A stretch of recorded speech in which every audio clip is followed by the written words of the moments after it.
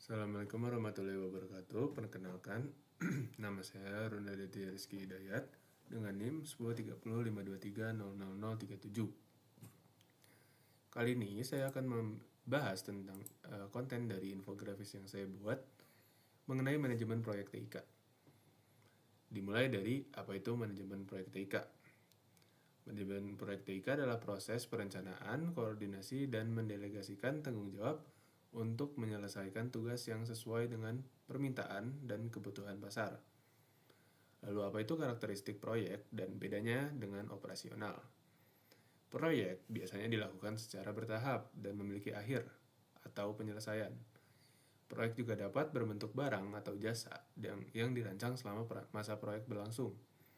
Bedanya dengan operasional adalah operasional itu dilakukan secara rutin dan biasanya tidak memiliki akhir. Beda seperti proyek memiliki akhir dan finalisasi dari produk yang dihasilkan. Lalu kemudian adalah proses manajemen proyek. Apa saja proses manajemen proyek? Itu adalah inisiasi, perencanaan, pelaksanaan, monitoring dan controlling. Lalu yang terakhir adalah penutupan.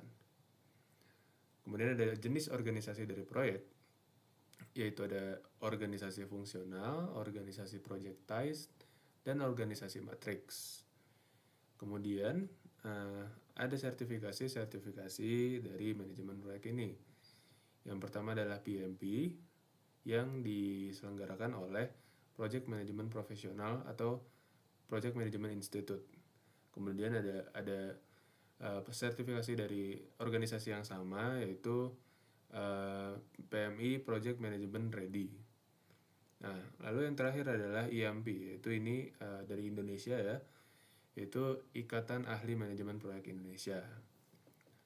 Kemudian ada tools yang dipakai oleh orang-orang dalam memanage proyeknya.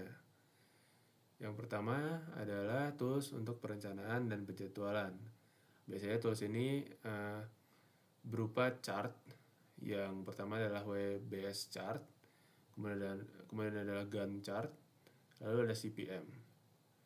Nah, kemudian adalah tools pengelolaan tugas dan kolaborasi. Di sini saya ambil 3, yaitu Jira, Asana, dan Trello.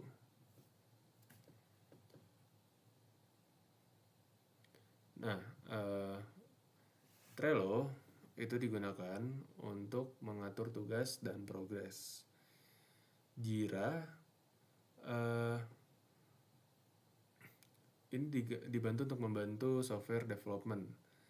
Kemudian untuk Asana ini manajemen tugas dan dengan integrasi tim, deadline, dan tracking. Nah, kemudian yang terakhir adalah monitoring dan reporting. Nah, ini untuk bisa dibilang untuk visualisasi dari progres atau mungkin laporan akhir dari project yang dilakukan. Itu adalah Microsoft Project dan Power BI.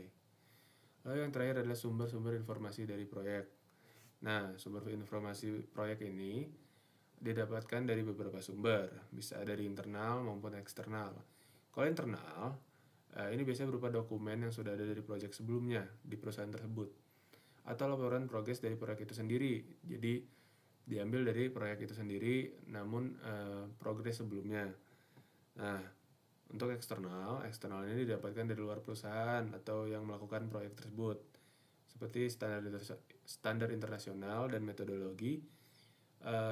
Lalu ada regulasi atau hukum yang berlaku di wilayah dari proyek tersebut dilakukan.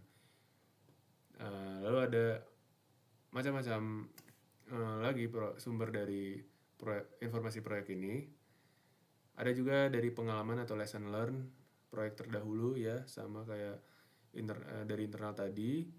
Lalu ada dari luar eksternal ada lagi nih, yaitu komunitas profesional. Oke, sekiranya itu saja konten yang ada dari infografis yang saya buat. Sekiranya ada salah dimohon dimaafkan. Saya tutup. Wassalamualaikum warahmatullahi wabarakatuh.